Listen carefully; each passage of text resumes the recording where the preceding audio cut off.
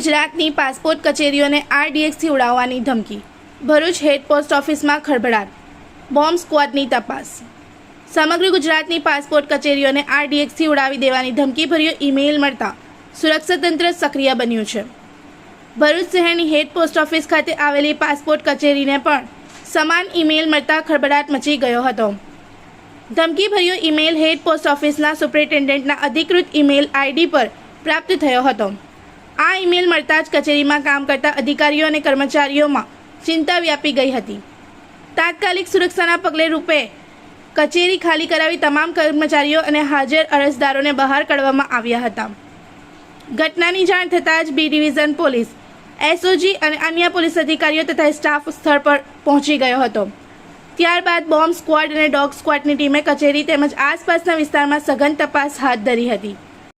આ સમગ્ર પ્રકરણમાં ધમકીભર્યો ઈમેલ કોણે અને કયા સ્થળેથી મોકલ્યો તેની દિશામાં સાયબર ક્રાઇમ શાખાએ તપાસ શરૂ કરી છે.